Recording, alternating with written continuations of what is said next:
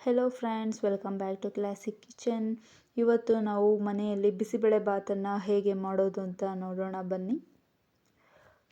ಹಾಗೆ ವೀಕ್ಷಕರೇ, ನೀವೇನಾದರೂ ನಮ್ಮ ಚಾನಲ್ಗೆ ಸಬ್ಸ್ಕ್ರೈಬ್ ಆಗಿಲ್ಲ ಅಂದರೆ ಪ್ಲೀಸ್ ಈ ಕೂಡಲೇ ಸಬ್ಸ್ಕ್ರೈಬ್ ಮಾಡಿ, ಲೈಕ್ ಮಾಡಿ, ನಮಗೆ ಸಪೋರ್ಟ್ ಮಾಡಿ. ಈ ವೆದರಿನಲ್ಲಿ ಬಿಸಿ ಬಿಸಿಯಾದಂತಹ ಬಿಸಿಬೇಳೆ ಬಾತನ್ನು ಹೇಗೆ ಮಾಡೋದು ಮನೆಯಲ್ಲೇ ಈಸಿಯಾಗಿ ಟೇಸ್ಟಿಯಾಗಿ ನೋಡೋಣ ಬನ್ನಿ. ಮೊದಲಿಗೆ ನಾವು ಆನಿಯನ್, ಟೊಮೊಟೊ, ಕ್ಯಾಪ್ಸಿಕಮ್ನ ಹೆಚ್ಚಿ ತೊಗೊಂಡಿದ್ದೀವಿ. ನಂತರ ಇಲ್ಲಿ ವೆಜಿಟೇಬಲ್ಸ್, ಕ್ಯಾರೆಟ್, ಬೀನ್ಸ್, ಪೊಟ್ಯಾಟೊ, ಬಟಾಣಿಯನ್ನು ಹೆಚ್ಕೊಂಡು ತೊಗೊಂಡಿದ್ದೀವಿ. ಒಂದು ಪಾತ್ರೆಯನ್ನು ಬಿಸಿಯಾಗೋದಕ್ಕೆ ಇಟ್ಟಿದ್ದೀವಿ. ಇದು ಬಿಸಿಯಾದ ನಂತರ ಇದಕ್ಕೆ 4 ಟೇಬಲ್ ಸ್ಪೂನ್ ಎಣ್ಣೆಯನ್ನು ಸೇರಿಸಬೇಕು.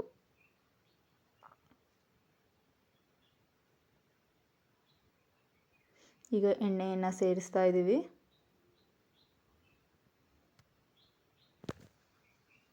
ಎಣ್ಣೆ ಕಾದ ನಂತರ ಇದಕ್ಕೆ ನಾವು ಸ್ವಲ್ಪ ಸಾಸಿವೆನ ಸೇರಿಸಬೇಕು. ನಿಮಗೆ ಈ ವಿಡಿಯೋ ಇಷ್ಟ ಆಗುತ್ತೆ ಅಂತ ಭಾವಿಸ್ತೀನಿ ಫ್ರೆಂಡ್ಸ್. ನಿಮಗೆ ಏನಾದರೂ ಇದೇ ರೀತಿಯಾದಂತಹ easy, taste, delicious food recipes ಬೇಕು ಅಂದರೆ ನಮ್ಮ ಚಾನಲ್ನ ಒಮ್ಮೆ ಭೇಟಿ ಕೊಡಿ. ಈಗ ಸಾಸಿವೆಯನ್ನು ಹಾಕ್ಕೊಂಡಿದ್ದೀವಿ. ಸಿಡಿದ ನಂತರ ಕರಿಬೇವನ್ನು ಹಾಕ್ಕೊಂಡಿದ್ದೀವಿ. ನಂತರ ಇಲ್ಲಿ ಆನಿಯನನ್ನು ಸೇರಿಸ್ತಾ ಇದ್ದೀವಿ.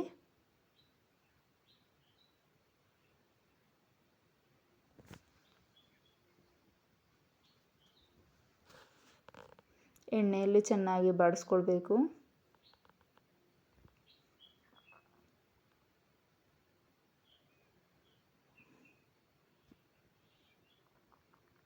ಈಗ ಸ್ವಲ್ಪ ಶುಂಠಿ ಬೆಳ್ಳುಳ್ಳಿ ಪೇಸ್ಟನ್ನು ಸೇರಿಸ್ತಾ ಇದ್ದೀವಿ.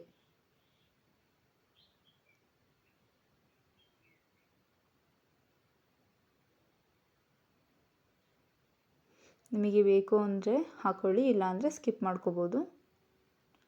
ಟೊಮೊಟೊ ಮತ್ತು ಹೆಚ್ಕೊಂಡಿರುವಂತಹ ಕ್ಯಾಪ್ಸಿಕಮ್ನ ಸೇರಿಸ್ತಾ ಇದ್ದೀವಿ. ಇದನ್ನು ಸಹ ಎಣ್ಣೆಯಲ್ಲಿ ಚೆನ್ನಾಗಿ ಫ್ರೈ ಮಾಡಿಕೊಳ್ಬೇಕು.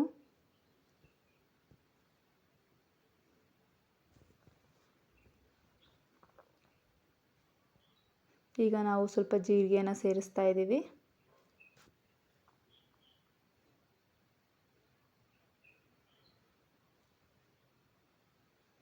ಈಗ ಹೆಚ್ಕೊಂಡಿರುವಂತಹ ತರಕಾರಿಗಳನ್ನು ಸೇರಿಸ್ತಾ ಇದ್ದೀವಿ. ನಿಮಗೆ ಯಾವ ಸೈಜಲ್ಲಿ ಬೇಕು ಆ ಸೈಜಲ್ಲಿ ನೀವು ಕಟ್ ಮಾಡ್ಕೊಳ್ಬೋದು.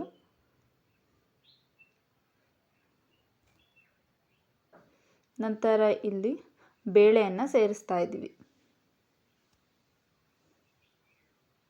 ಇಲ್ಲಿ ನಾವು 4 ಜನಕ್ಕೆ ಮಾಡ್ತಿರೋದ್ರಿಂದ ಅರ್ಧ ಲೋಟ ಬೇಳೆಯನ್ನು ತಗೊಂಡಿದ್ದೀವಿ. ಅರ್ಧದಿಂದ ಮುಕ್ಕಾಲು ಸಾಕು. ತೊಳ್ಕೊಂಡಿರುವಂತಹ ಬೇಳೆನ ಹಾಕಿ ಸ್ವಲ್ಪ ಉಪ್ಪು ಹಾಕಿ ಸ್ವಲ್ಪ ನೀರನ್ನು ಸೇರಿಸ್ತಾ ಇದ್ದೀವಿ. ಈಗ ಇದಕ್ಕೆ ಅರ್ಧದಷ್ಟು ಅಕ್ಕಿಯನ್ನು ತೊಳೆದಿಟ್ಕೊಂಡಿರುವಂತಹ ಅಕ್ಕಿಯನ್ನು ಸೇರಿಸ್ತಾ ಇದ್ದೀವಿ. ಸ್ವಲ್ಪ ಖಾರ ಪುಡಿಯನ್ನು ಸೇರಿಸ್ತಾ ಇದ್ದೀವಿ. ರುಚಿಗೆ ತಕ್ಕಷ್ಟು ಖಾರದ ಪುಡಿಯನ್ನು ಹಾಕಿ 4 ಲೋಟ ನೀರನ್ನು ಸೇರಿಸಿ ಮುಚ್ಚಳ ಮುಚ್ಚಿ ವಿಜಲಿಗೆ ಬಿಡ್ತಾ ಇದ್ದೀವಿ. ನಂತರ ಕೆಂಪು ಮೆಣಸಿನಕಾಯಿ, ಹೂವು, 2 ಚಕ್ಕೆ, 3 ಲವಂಗ, ಉದ್ದುದ್ದ ಹೆಚ್ಕೊಂಡಿರುವಂತಹ ಆನಿಯನ್ನ ತೆಗೆದುಕೊಂಡಿದ್ದೀವಿ. ಇಲ್ಲಿ ಹುಣಸೆ ರಸವನ್ನು ತಗೊಂಡಿದ್ದೀವಿ. ನಂತರ ಉದ್ದುದ್ದ ಹೆಚ್ಕೊಂಡಿರುವಂತಹ ಕೊಬ್ಬರಿ, ಕೊತ್ತಂಬರಿ ಸೊಪ್ಪು, ಕರಿಬೇವು, ಕಡಲೆ ಬೀಜವನ್ನು ತೆಗೆದುಕೊಂಡಿದ್ದೀವಿ. ಮತ್ತು ಇಲ್ಲಿ ಬಿಸಿಬೇಳೆ ಬಾತ್ ಪೌಡರನ್ನು ತೆಗೆದುಕೊಂಡಿದ್ದೀವಿ. ಇಷ್ಟು ಸಾಮಗ್ರಿಗಳು ನಮಗೆ. ಅದು ಅಕ್ಕಿ ಮತ್ತು ಬೇಳೆ ತರಕಾರಿಗಳು ವಿಜಲ್ ಬಂದ ನಂತರ ಇದನ್ನು ಸೇರಿಸ್ಕೊಂಡು ನಾವು ಒಗ್ಗರಣೆಯನ್ನು ಹಾಕೋಬೇಕು. ಈಗ ನಾವು ಒಂದು ಪಾತ್ರೆಯನ್ನು ತೆಗೆದುಕೊಂಡಿದ್ದೀವಿ. ಇದಕ್ಕೆ ಸ್ವಲ್ಪ ಎಣ್ಣೆಯನ್ನು ಹಾಕಿ ಕಾಯೋದಕ್ಕೆ ಬಿಡ್ತಾ ಇದ್ದೀವಿ. ಎಣ್ಣೆ ಕಾದ ನಂತರ ಸಾಸಿವೆನ ಸೇರಿಸ್ಕೋಬೇಕು. ನಂತರ ಹೂವು, 2 ಚಕ್ಕೆ, ಲವಂಗ ಮತ್ತು ಕಡಲೆ ಬೀಜವನ್ನು ಸೇರಿಸಿ ಚೆನ್ನಾಗಿ ಫ್ರೈ ಮಾಡ್ಕೊಳ್ಬೇಕು ಎಣ್ಣೆಯಲ್ಲಿ. ಕರಿಬೇವಿನ ಸೊಪ್ಪನ್ನು ಸೇರಿಸ್ಕೊಂಡಿದ್ದೀವಿ. ನಂತರ ಇಲ್ಲಿ ಕೊಬ್ಬರಿ ಮತ್ತು ಒಣಮೆಣಸಿನಕಾಯಿಯನ್ನು ಸೇರಿಸ್ತಾ ಇದ್ದೀವಿ. ಎಲ್ಲವನ್ನು ಚೆನ್ನಾಗಿ ಎಣ್ಣೆಯಲ್ಲಿ ಫ್ರೈ ಮಾಡ್ಕೊಳ್ಬೇಕು. ಈಗ ಆನಿಯನ್ನ ಸೇರಿಸ್ತಾ ಇದ್ದೀವಿ. ಇಲ್ಲಿ ನೋಡ್ಬೋದು ವಿಷಲ್ ಬಂದು ತಣ್ಣಗಾಗಿದೆ. ಈಗ ನಾವು ಫ್ರೈ ಮಾಡ್ಕೊಂಡಿರುವಂತಹ ಒಗ್ಗರಣೆನ ಇದಕ್ಕೆ ಸೇರಿಸ್ತಾ ಇದ್ದೀವಿ. ನಿಮಗೆ ಇನ್ನೂ ತೆಳು ಬೇಕು ಅಂತ ಅನಿಸಿದ್ರೆ ಸ್ವಲ್ಪ ಬಿಸಿ ನೀರನ್ನು ಸೇರಿಸ್ಕೋಬೋದು. ಇಲ್ಲಿ ನಾವು ಹುಣಸೆ ರಸ ಮತ್ತು ಬಿಸಿಬೇಳೆಬಾತ್ ಪೌಡರ್, ಸ್ವಲ್ಪ ಉಪ್ಪನ್ನು ಸೇರಿಸಿ ಚೆನ್ನಾಗಿ ಮಿಕ್ಸ್ ಮಾಡ್ಕೊಳ್ತಾ ಇದ್ದೀವಿ. ನಿಮಗೆ ತುಂಬ ತೆಳು ಬೇಕು ಅಂತ ಅನಿಸಿದ್ರೆ ಸ್ವಲ್ಪ ಬಿಸಿ ನೀರನ್ನು ಸೇರಿಸ್ಕೊಳ್ಬೋದು. ಟಿಪ್ಪಾಗಿ ಇದನ್ನು ತೆಗೆದುಕೊಳ್ಳಿ. ಈಗ ಬಿಸಿಬೇಳೆಬಾತ್ ರೆಡಿ ಇದೆ.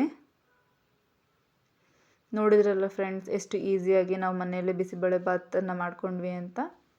ಕೊನೆಯದಾಗಿ ಕೊತ್ತಂಬರಿ ಸೊಪ್ಪನ್ನು ಸೇರಿಸ್ತಾ ಇದ್ದೀವಿ. ಈಗ ನಾವು ಒಂದು ಬೌಲ್ನಲ್ಲಿ ಹಾಕಿ ಸರ್ವ್ ಮಾಡೋಣ ಬನ್ನಿ. ಇಲ್ಲಿ ನಾವು ಚಿಪ್ಸ್ನೊಂದಿಗೆ ಸರ್ವ್ ಮಾಡಿದ್ದೀವಿ. ನೀವು ಸಹ ಇದೇ ರೀತಿ ನಾವು ಹೇಳಿದಂತಹ ರೀತಿಯಲ್ಲಿ ಮನೆಯಲ್ಲಿ ಮಾಡಿ ಹೇಗೆ ಬಂತು ಅಂತ ನಮಗೆ ಕಮೆಂಟ್ಸ್ ಮೂಲಕ ತಿಳಿಸಿ. Thanks for watching. Please subscribe to Classic kitchen.